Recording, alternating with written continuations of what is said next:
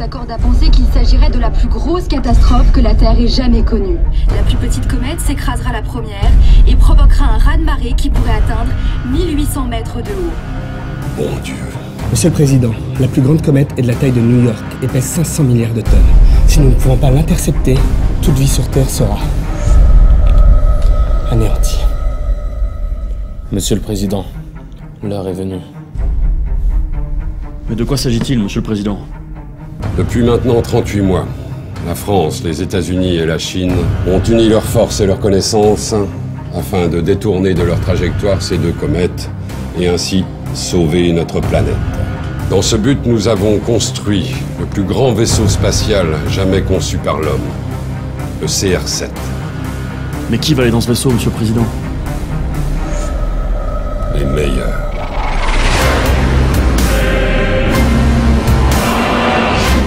Bien, camarades. Le gouvernement nous envoie sauver le monde. Quelqu'un veut refuser? Et qu'est-ce qu'on en échange? La reconnaissance de plus de 6 milliards d'êtres humains. Ça fait beaucoup d'amis Facebook, ça.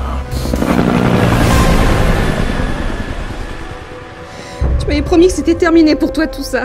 Quand c'est l'humanité tout entière qui est en jeu, je suis obligé de retourner ma veste. Et Steven, tu penses à notre fils? Je te fais confiance, il est entre de bonnes mains. Promets-moi que tu reviendras. Je te le promets.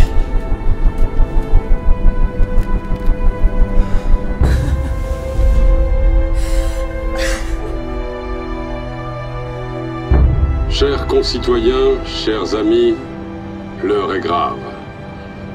Le temps est venu pour le monde des hommes de défendre sa terre. Cette terre sur laquelle nous vivons tous, sur laquelle des générations passées ont vécu, sur laquelle des générations futures vivront encore si nous parvenons à détruire la plus grande menace que le monde ait jamais connue. Aujourd'hui, c'est l'humanité tout entière qui est en danger. L'extinction nous guette. C'est pourquoi j'ai décrété l'union sacrée.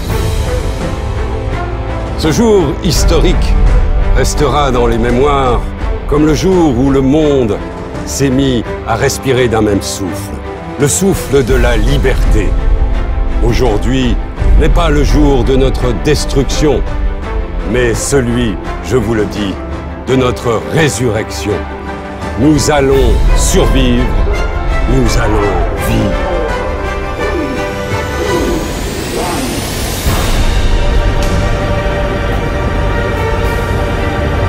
C'est maintenant que s'écrit l'histoire.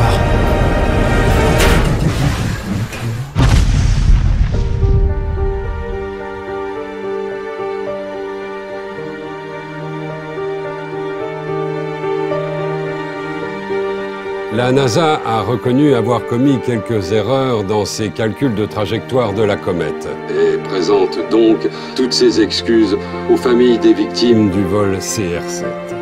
L'astéroïde est passé à plus de 8 milliards de kilomètres de notre chère planète. Nous sommes donc hors de danger.